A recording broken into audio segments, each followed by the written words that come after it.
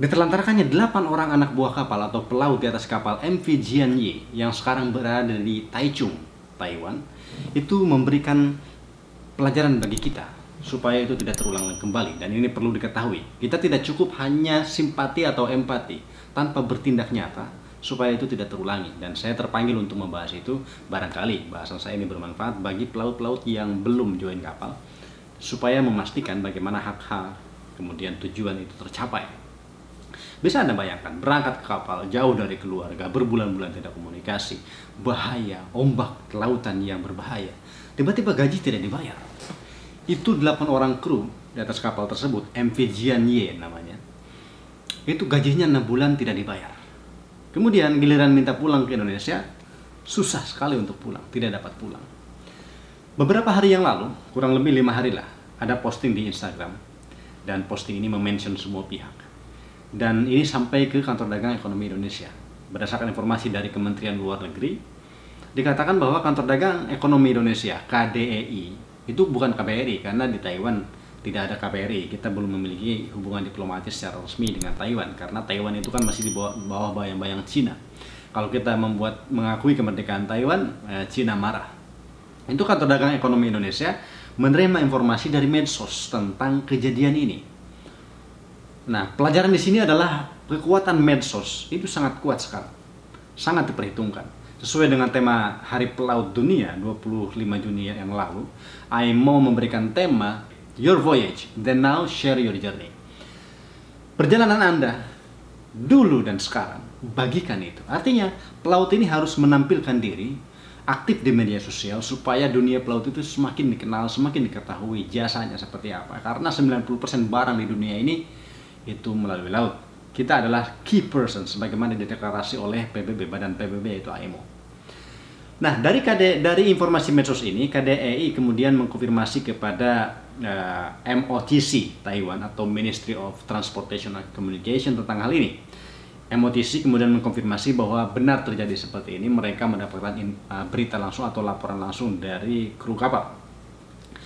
Berdasarkan MOTC ini, bahwa owner kapal atau pemilik kapal, yaitu namanya apa lupa lagi saya,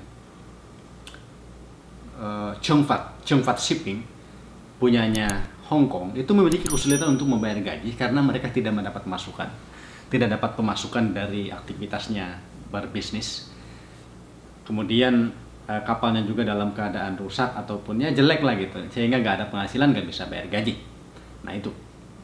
Kemudian MOTC sudah mencarikan bantuan hukum secara pro bono, yaitu bantuan hukum gratis lah seperti itu, untuk melakukan klaim ataupun penuntutan terhadap pemilik kapal untuk membayarkan gaji 6 bulan tersebut, hak-hak pelaut yang tidak dibayarkan. Kemudian kemarin tanggal 8 sudah diadakan komunikasi antara pelaut dengan bantuan hukum tersebut. Lalu terkait dengan keinginan pelaut untuk pulang ke tanah air kembali, itu kapal ini berbendera Belize. Jadi si Jianye ini benderanya Belize. Berdasarkan peraturan pandemi COVID-19 di Taiwan itu saat ini, itu kapal yang berbendera asing, bukan berbendera Taiwan, itu tidak dapat melakukan pergantian kru di Taiwan.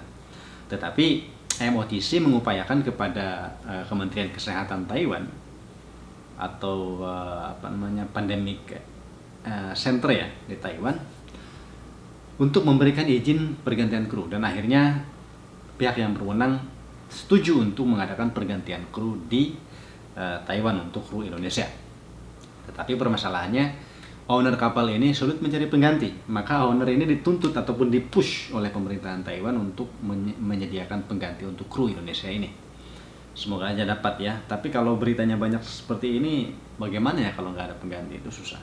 Kita doakan saja ada pengganti barangkali dari negara lain dan kru kita bisa pulang.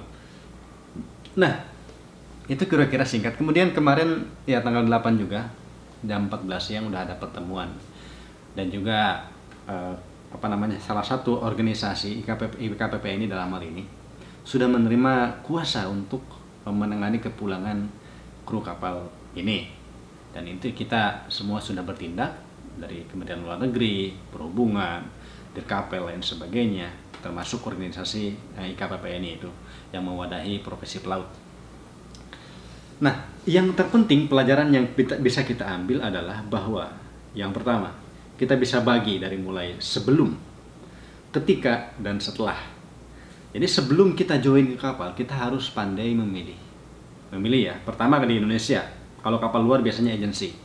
Kita soroti dulu agensinya.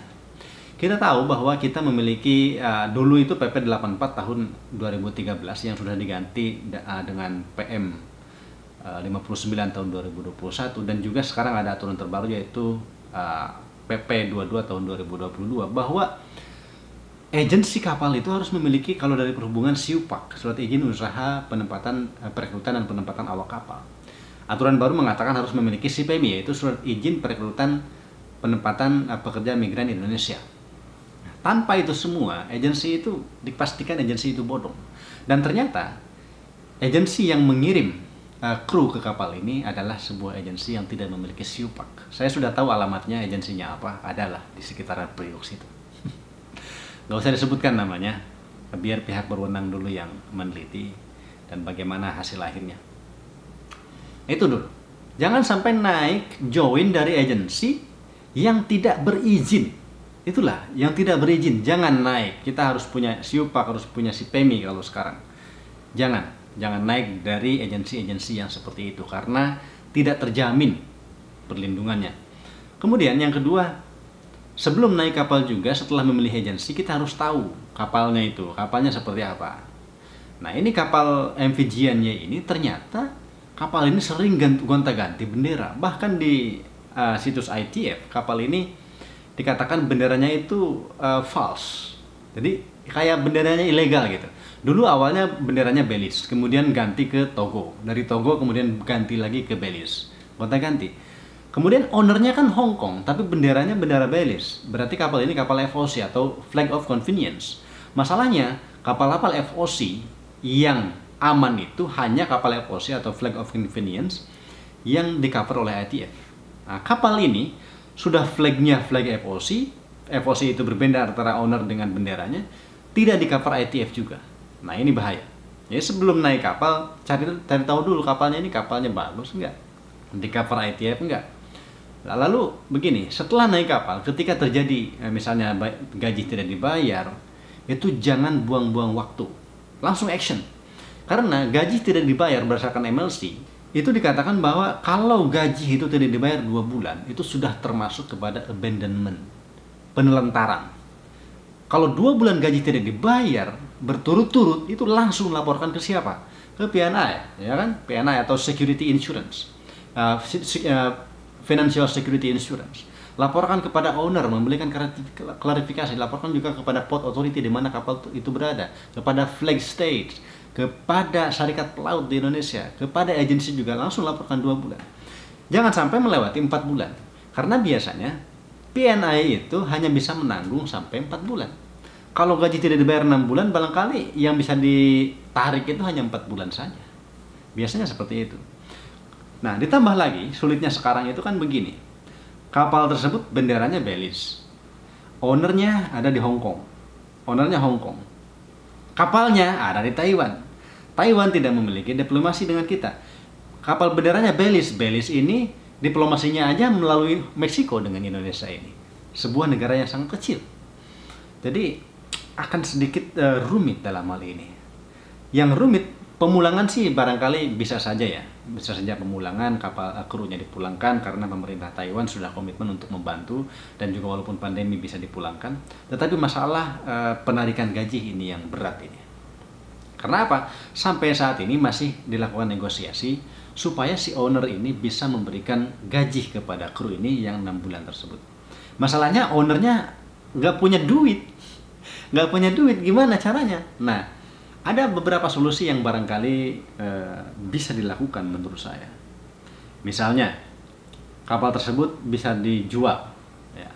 Cuman perlu diketahui apakah di Taiwan ini sudah meratifikasi arrest of ship ataupun misalnya maritime liens. Karena tanpa aturan Taiwan, apakah Taiwan mengakomodasi kapal itu bisa ditahan oleh pengadilan kemudian dilelang atau tidak? Semoga saja bisa. Kalau misalnya owner tidak mampu membayar gaji dan di Taiwan itu terdapat aturan yang menyatakan bahwa kapal bisa dijual oleh pengadilan. Barangkali kapal bisa dijual oleh pengadilan, dilelang, kemudian duitnya, sebagian duitnya untuk menutupi kru dikasih ke kru, dan sisanya dikembalikan ke owner. Barangkali bisa seperti itu. Pada akhirnya kita dukung mereka segera kembali ke Indonesia, membawa gaji full 6 bulan sesuai dengan pekerjaannya, haknya kembali kepada keluarga. Kalau bisa nggak hanya 6 bulan, tutup semua kontraknya, karena ini pelanggaran dari ship owner juga. Tetapi yang terpenting bagi pelaut yang belum join ke kapal, harus berhati-hati. Dari mulai pemilihan agensi di Indonesia, harus memilih agensi yang terdaftar di perhubungan dan juga terdaftar di Kementerian Ketenagakerjaan, karena sekarang sudah berlaku. Silakan buka situs perhubungan apakah mereka memiliki SIUPAK atau tidak. Bisa juga buka situs ITF apakah mereka itu termasuk green, ada juga atau dia termasuk red agency, itu bisa berbahaya. Kemudian perhatikan juga di situs ITF apakah mereka itu national flag. Biasanya kalau national flag lebih aman. Apabila flag of convenience atau FOC sebaiknya di-cover oleh ITF, jika tidak di-cover oleh ITF harus berhati-hati. Kemudian setelah naik kapal, seandainya gaji tidak dibayar 2 bulan saja, itu jangan buang-buang waktu, langsung laporkan kepada PNI atau Financial Insurance, Financial Security Insurance, kepada owner, tanyakan langsung kepada agensi, kepada pemerintahan Indonesia, kepada kedutaan besar, kepada pemerintahan lokal setempat di mana kapal berada. Itu jangan buang-buang waktu. Kemudian gunakan medsos sebesar-besarnya dan berekspos jika terjadi apa-apa di atas kapal, karena kekuatan medsos ini sesuai dengan tema AIMO 2022 kemarin 25 Juni, Hari Pelaut, itu sangat kuat sekali. See you next time. Ciao.